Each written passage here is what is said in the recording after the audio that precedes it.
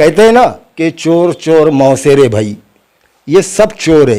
ये एक दूसरे को अरेस्ट नहीं कर सकते, ये एक दूसरे पे कार्रवाई नहीं कर सकते, ये सब चोर है। सिर्फ पब्लिक को दबाया जा रहा है। स्मार्ट सिटी के नाम पे करोड़ों रुपए लाके यहाँ के चोर आमदार खासदार सबने खा गए।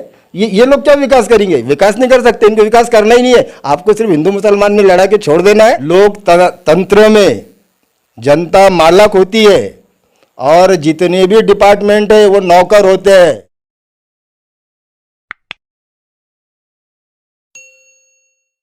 आप देख रहे हैं एसडीएम न्यूज़। मैं हूं रियाज अंसारी।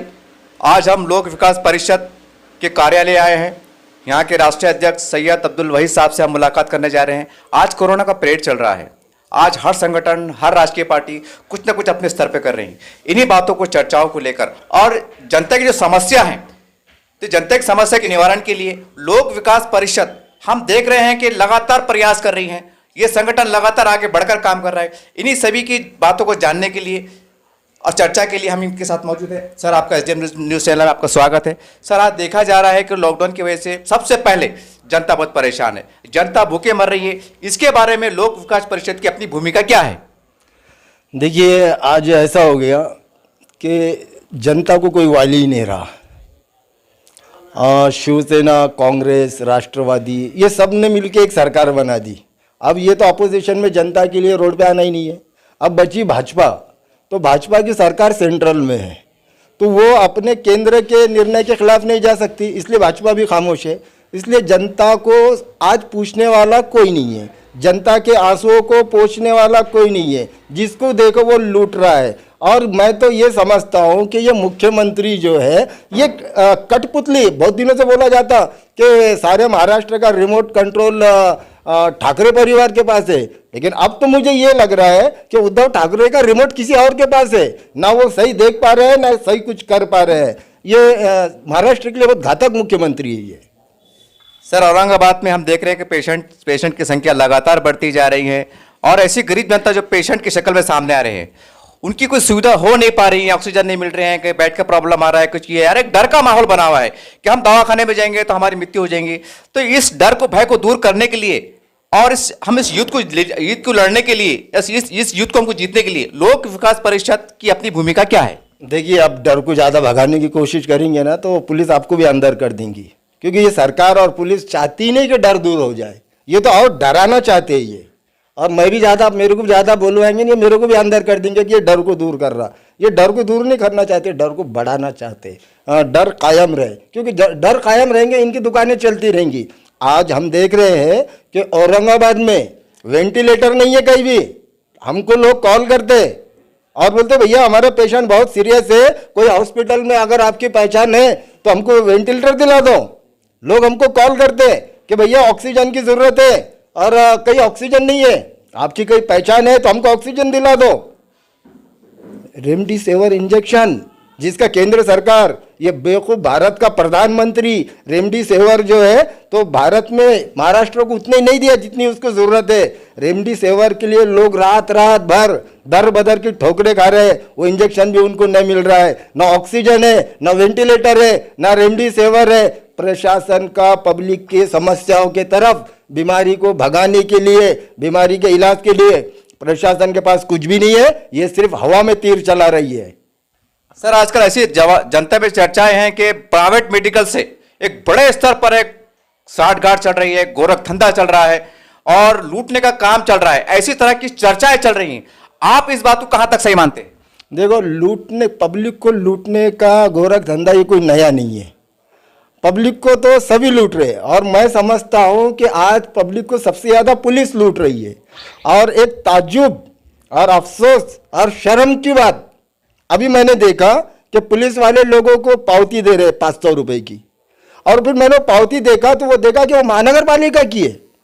तो समझ में ये नहीं आ रहा कि ये पुलिस वाले महानगर पालिका के कर्मचारी बन गए क्या?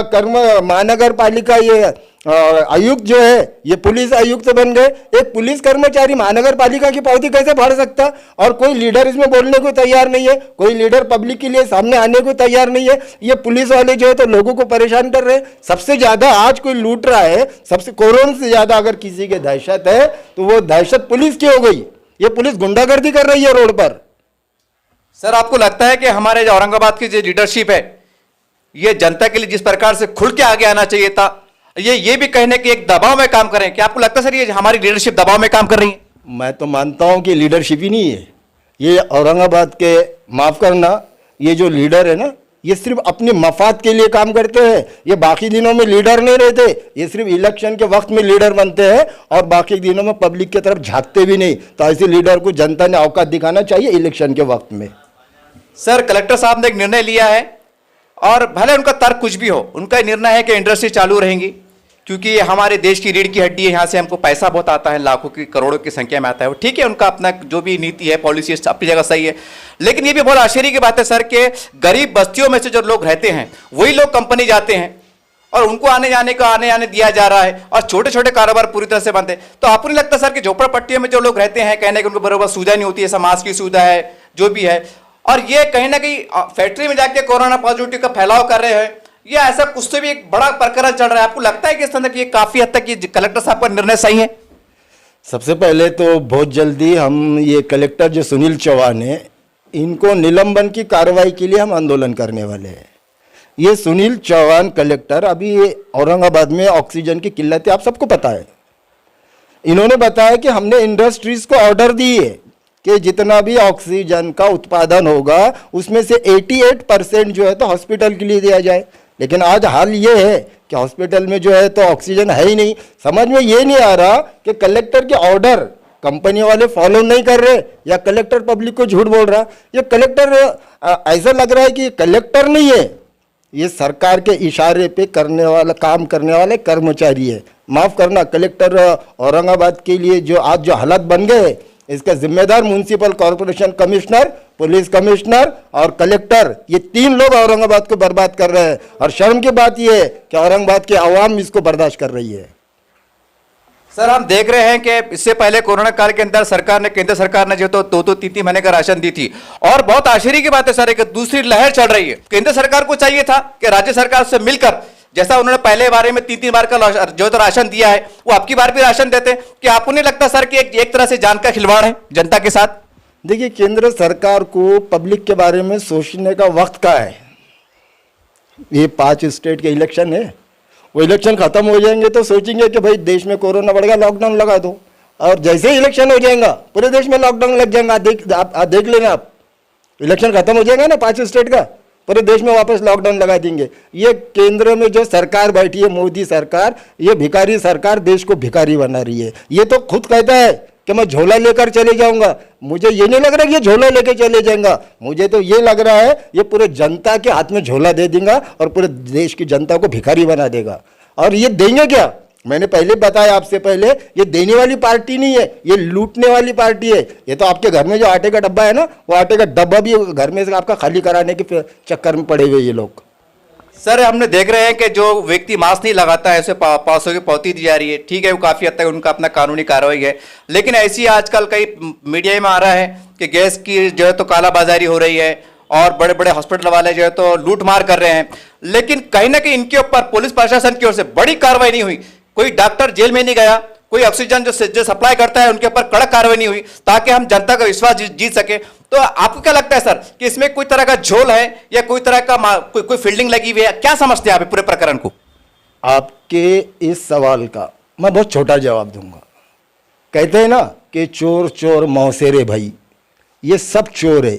ये एक दूसरे को अरेस्ट नहीं कर सकते, ये एक दूसरे पे कार्रवाई नहीं कर सकते, ये सब चोर है, सिर्फ पब्लिक को दबाया जा रहा है। सर हम देखते हैं चुनाव के अवसर पर जब भी चुनाव आता है तो उनके वॉलंटियर्स कार्यकर्ता घर घर जाते हैं, खटका मारते हैं, हाथ पैर पड़ते हैं, नमस्ते करते हैं। पता नहीं उनके हर धर्म को मतलब कहने को हर फॉलो कर लेते हैं। और आज जनता भूखे मरने पे मजबूर है। ऐसा देखे नहीं आ रहा है। अगर कुछ हम सामाजिक संगठन, बहुत हम गर्व होता है जब सामाजिक संगठन को हम उनको सल्यूट करते हैं कि जो आज राशन बांट रहे हैं, दवाइयाँ बांट रहे हैं, लेकिन जो राष्ट्रीय नेता के पार्टी के जो लोग होते हैं, उनके वॉलंटियर्स होते हैं, वो खुलकर गलियों में नहीं जा रहे हैं, उनसे विचार नहीं कर रहे हैं, उनसे पूछ नहीं रहे हैं कि आप खाना खाए हैं नहीं खाए हैं, आपकी परेशानी क्या है, जो भी है। सर ये इसका बहुत कम प्रभाव दिखता है। क्या आपको नहीं लगता है कि कहीं ना कहीं राजकीय पार्टियों को ये समाज की सेवा के लिए, मानवता के लिए आगे आना चाहिए? आप क्या समझते हैं कि ये राज्यव्यापी जितनी पार्टियां हैं ये आपकी मदद करने के लिए पार्टियां चला रहे? ये आपको मदद करने के लिए नहीं, ये आपको लूटने के लिए पार्टियां चला रहे हैं। और इनका मकसद जो है तो पब्लिक को राहत पहुंचाना कतई नहीं है, आपके दिमाग से निकाल दीजिए। इनका मकसद रहता कि तिर्री मिर्री घोड़ा कुछ भी करो, वाटेल ते करायचं, लेकिन सत्ता बनाना है बस।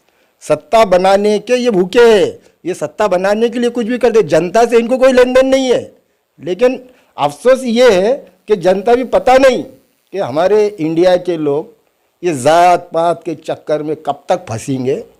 ये भाजपा के लोग, ये शिवसेना के लोग हिंदुओं को बेवकूफ़ बना रहे हैं, और ये एमआईएम की जैसी पार्टियां मुसलमान को बेवकूफ़ बना रही है। ये आपस में सिर्फ जातिवाद का जहर घोलकर भाई से भाई को लड़ा रहे और अपनी सत्ता बनाते जा रहे, अपना उल्लू सीधा करते जा रहे।